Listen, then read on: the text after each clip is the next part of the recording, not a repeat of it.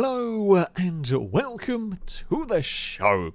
Now, when it comes to driveline swaps in vehicles, it does happen in real life, and I've certainly seen plenty of very cool ones, but it is somewhat rare. Yes, I've seen an all-wheel drive 205 with an Evo 6 engine.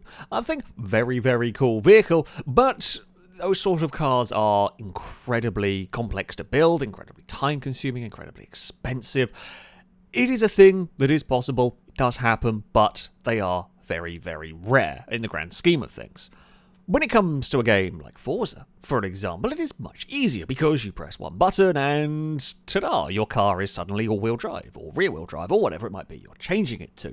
But the interesting thing about that is, of course, when you swap these drivelines, the rest of the car is still kind of as it is.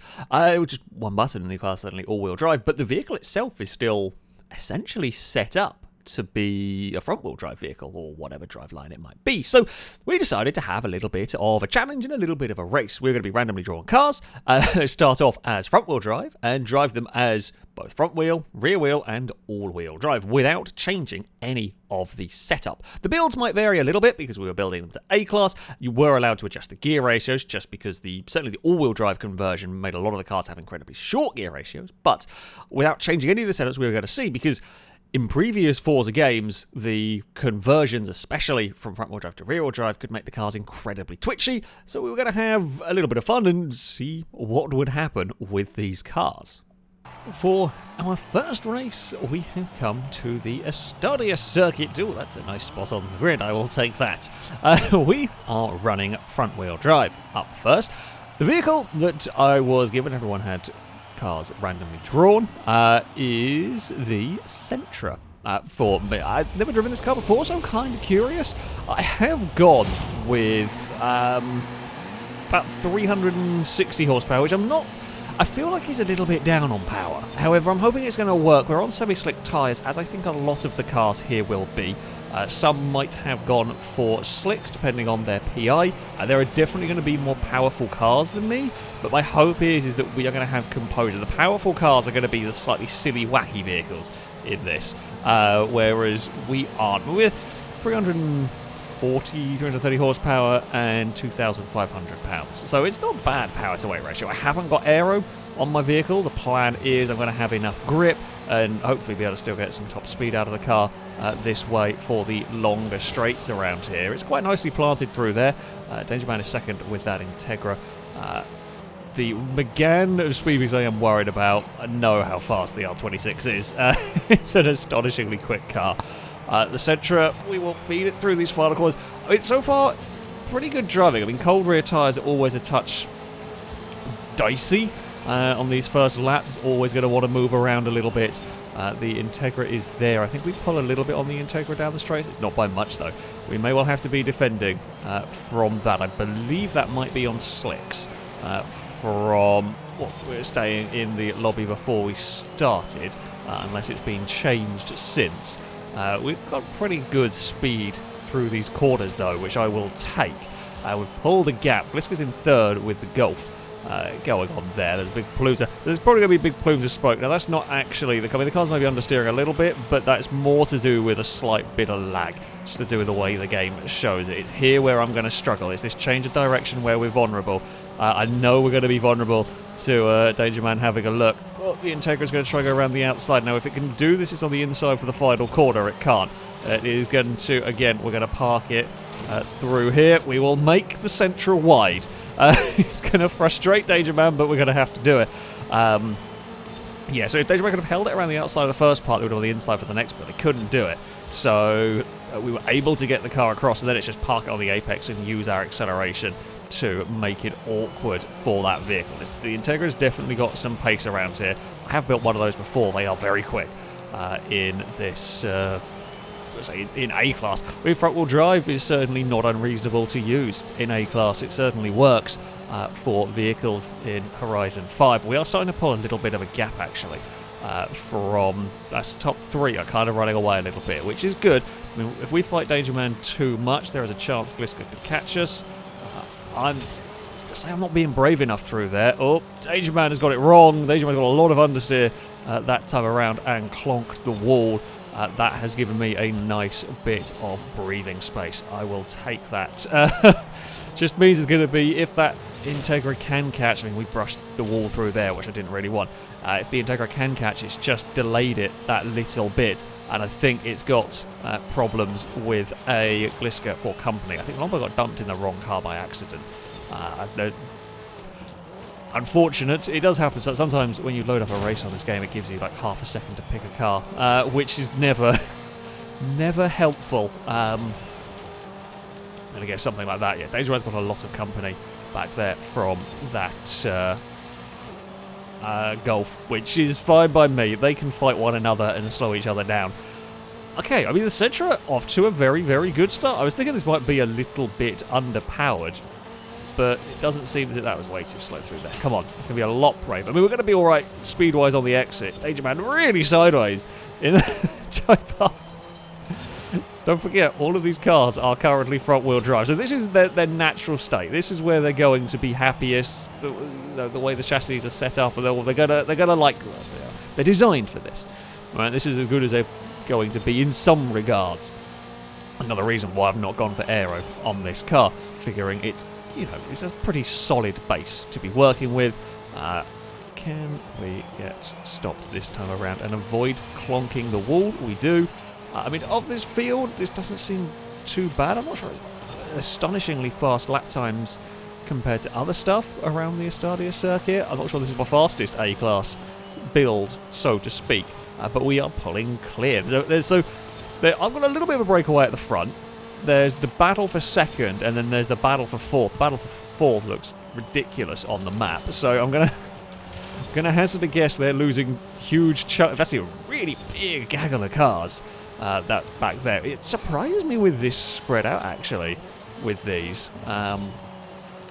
That's a line and a half through there. That's, we got off the corner, not perfectly, but we have got off of it. Are we going to be on for a better lap with the Sentra, which is hot lapping? Yeah, it is a bit better lap, but no, there's definitely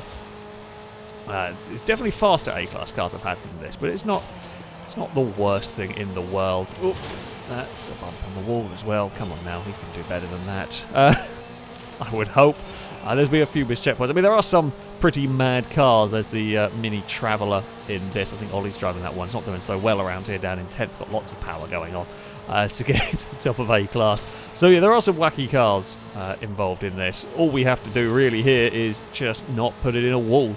I mean, we could even probably get away with bouncing off a wall. I'm not going to try, but as long as I don't miss a checkpoint, I think we're going to be fine here. By the looks of it, Gliska's got up to second. Danger Man has lost some time somewhere. By the looks of it, might have fallen back into the clutches of the Horde. We're not very good through this final section. Ooh, a lot of understeer this lap around. It's terrible by me.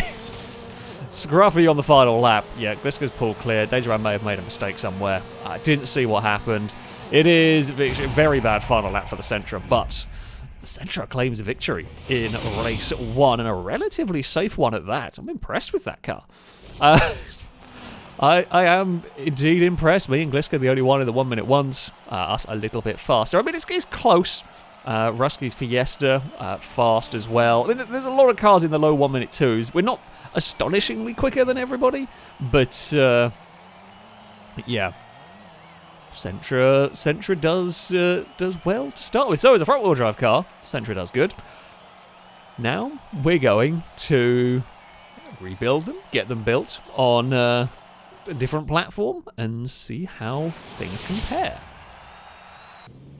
For our second race, all the vehicles have been converted to all-wheel drive, and we are heading to the Plaza Circuit. I don't have the nicest spot on the grid this time around, probably fair.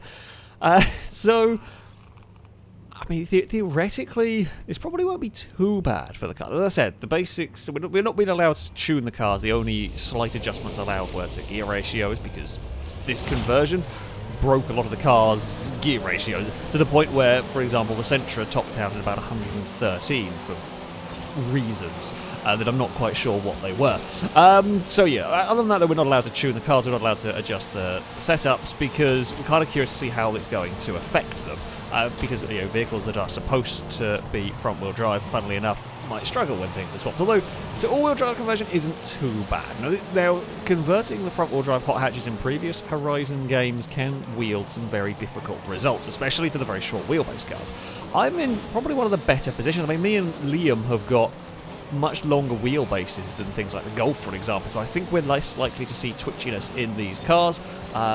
I have been to try and counter it. I've done a couple of things. I am running aero with the all-wheel drive setup, and I am not on semi-slick tyres anymore. I have gone for rally tyres because I wanted some more power. I've got 440 horsepower in the Sentra. Oh, and I got airtime there and ended up in the boot of Glister's Golf.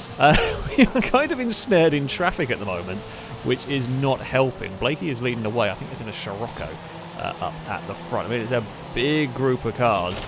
The Mini's going to have crazy acceleration. Glister got stacked up in all of that behind Chris's Volkswagen. We've got a lot of acceleration actually in the Sentra here. I think my tyre choice, although my tyre choice might not work quite so well at this circuit as some others. Ollie ran wide and hit the street furniture. It's going to make the Travelodge slow. The Golf has absolutely no go at all down there. Chris's car very slow, tries to get past the Mini that bounces out in front of me, and well, that's kind of screwed us in all of this. I mean, the Sentra's clearly got pace, but we are struggling to use it in the middle of the pack here. Can I find a way past the Golf? I don't know. The Acura is there having a look, the RSX. Really can't afford to be stuck behind this Mark III Golf for much longer. Longbow Civic is having a difficult time. It looks like a handful. I found a gap to aim for through the middle of both of them there, and I think we might get the Sentra clear. Street Furniture is causing a bit of mayhem in the middle of all of this, but that is kind of par for the course, unfortunately, at this track. The Travelodge is all over the place. The other downside, so while I have got more power and I have got rally tyres, the Sentra is heavier. We gained about 400 pounds of weight in all of this. Yeah, it was a choice. It was a way to go with this car that I'm hoping is the right one. I'm not 100% sure at the moment, but we shall see. We're going to get a little bit of clean air now and see what we can do after these mad kind of opening laps. Nicely enough around that final corner. The Street Furniture has sort of been cleared. Sometimes it's cleared, sometimes it isn't. You're never really sure. Slow it down for first corner if we don't get a bit too much understeer through there. Maybe I would have been better off sticking with semi-slicks. I mean, with the conversion to all-wheel drive, it gained me a fair chunk of PI, so we were always going to lose out on something with this car. Or the little Mini bumped a lamppost and lost all of its speed. So yeah, it was never going to be able to have as much power as it did as a front-wheel drive. We're not going to have... It's always going to be a bit heavier because, well, all-wheel drive is heavier. But yeah, it's also going to gain PI, so we would have lost power if I tried to keep the weight down as much as possible. So I kind of just went a different extreme in the hope that it might work for this. It's definitely... I think I would prefer this as a front-wheel drive, funnily enough. I think I'd actually... Even around here, the track that all-wheel drive is actually quite good for, I think I would have preferred this as a front-wheel drive. It feels a bit cumbersome like this. We're having a great little battle as we run up the hill. We might be able to get back past the Traveller. It is to the inside, and we will get this position. But that thing is going to be so fast accelerating through there. So I did not realise it was going to be turning underneath. I thought, sorry, Ollie. Did not expect it to cut back underneath. I was already kind of committed to the corner, and only saw it last second. It's a brave place to try and shuffle the nose up the inside there, because it's not really an overtakey spot, particularly through that one. Right, can we chase down any of the cars ahead? Well, we were briefly having this. I think at one point we ran wide and hit the wall there anyway. Gliss has got to try and fight with the Volvo. Oh, I've got all the street. I was hoping because that had been knocked down that had no weight to it. Sometimes when it's knocked down it has no weight, sometimes it has all the weight. I've got lots of understeer again. Oh, that thing has turned up and then found some street furniture. We'll go back to fighting the pink machine. Street furniture, nope. Okay, bounce off the roof is fine. Mini has just got the acceleration that I don't have. Of course, it's so much lighter than I am. Can't fight back past there. We might be able to fire one. Not going to fire one up the inside here. This is going for a cutback on the exit. We will draw alongside the Mini, but not quite past it. Liam has been passed by the Golf, and we will take the this place back again from the Mini. A wonderful little battle. Liam's slow all the way up the hill. Not going to be able to have a look past the Volvo at this point. Just kind of bides time. I think we may be a little bit quicker than the 850R in all of this. But we're going to have to pick and choose our moment to try and get past it. Of course, if we lose too much time battling the Volvo, I mean, the Mini's not really that far away. Mini is going to be right there.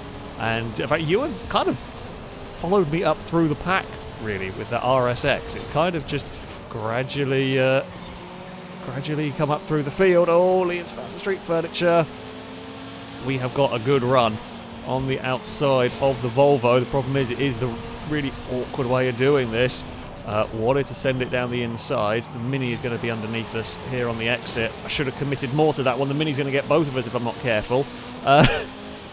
Mini is there, but he's going to have to go the long way around the Volvo. So I'm going to try and follow the Volvo back past the Mini. Can't do it.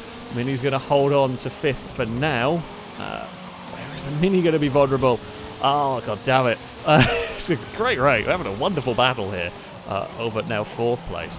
Mini's really struggling here, this corner. Mini just can't get the power down. It hasn't got the grip. Although in this battle it's allowed Liam to get further away with the Volvo. We will scoot around the outside and make that stick as we run up the hill. Come on! Come on, Sentra! We're going to get passed on the way into here if I'm not careful. I'm thinking the Mini's going to drift out wide, but we're going to be on that shallow line. Oh, Ollie missed a checkpoint going for that. That's unfortunate. Mini went for it. I went for it. We have lost any chance of passing the Volvo, though, in our little tussle. We might have had a little bit more speed than Liam's 850R, but got stuck in our own little battles. Well, Blakey's going to claim victory in this one. Art in 2nd. Gliska will get 3rd. I couldn't really do much more with the Sentra in that, if I'm honest. Great tussle against the Traveller and Liam's Volvo. Yeah, I just didn't have the pace. I tell you what, that Civic was quick. All-wheel drive. That classic Civic was very fast. But the Scirocco will claim victory from the Civic. Golf in 3rd ahead of the 850 of Liam. Will take 5th ahead of Ewan's RSX and Dangerman with the Integra. And then it's the Traveller falls to 8th, but fought valiantly for a lot of that. Yeah.